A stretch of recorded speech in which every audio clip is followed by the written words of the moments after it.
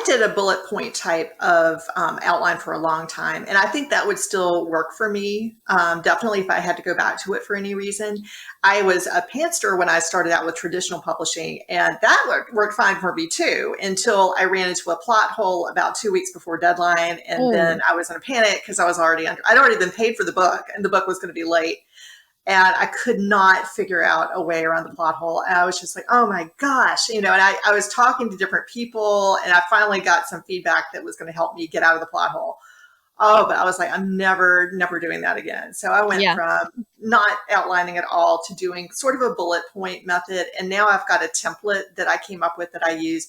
And with my type of mysteries, it's different. So I've got, introduction of suspects and kind of what the characters look like. And then I've got the first murder, and then I've got interviews with the suspects, and I've got a second murder, interviews with the suspects. I've got transition points in between there. And then I've got like a moment of danger for the sleuth. And then I've got the wrap up.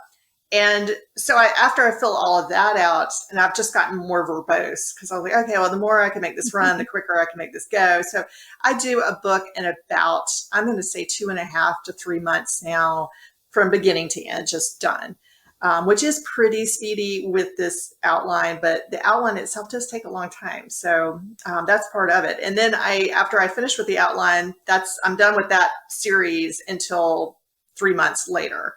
And then I start on a book from series B, which I had outlined 3 to 4 months earlier than that. And that's been and I get the freshness. I get to be in a different story world, but it's not hard because it's already an established series.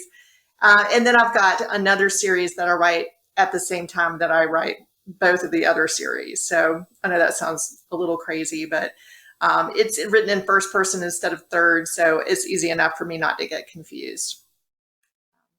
Sounds a little crazy, but no, I think it's really good. Do you find, like, when you go back through your outline a few months later, that you pick up on stuff that you could do differently or better, or that doesn't make sense?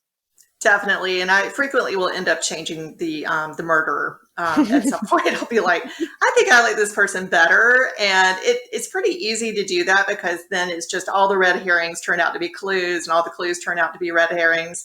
So if you've got everybody set up that they could have done it, then it's a pretty easy change to make. Yeah, I remember one mystery author, I can't remember who it was, but they said that they write the book and then decide on the murderer, and then when they go back and edit it, they change who the murderer is, so that it's a massive red herring all the way through the book. And then they go back in and kind of sow the seeds throughout, so they haven't completely blindsided the reader. It's a good way of doing it. Yeah, definitely. I mean, you can't, it definitely makes a surprise because then the writer is surprised too. That wasn't what the writer had actually planned to do. So if the author can be surprised, then the reader's going to be surprised. I've had readers go, I knew it was going to be that person. I'm like, well, that's amazing because I didn't know it was going to be that person until the last page. Yeah, the first time I tried to write a mystery, I planned it out in bullet points.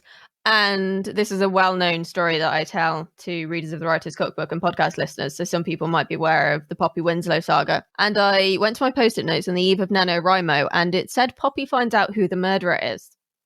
I hadn't written down who the murderer was. I didn't know what their motives were. I didn't know anything. And so as I was writing it, I think the murderer changed about 3 times, and it ended up being the main character as an unreliable narrator who'd killed this character in some versions out of self-defense and sometimes out of cold blood. And I was like, this is just such a mess. It's unbelievable.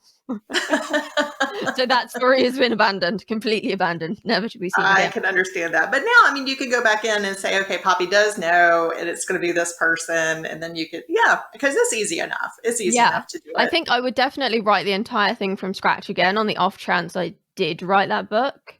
But I'm kind of more taking the learnings that I've got and applying it now to my fantasy, because there are elements of mystery to that. But I definitely think I have learned a lot from that mess of a book. I think we always do.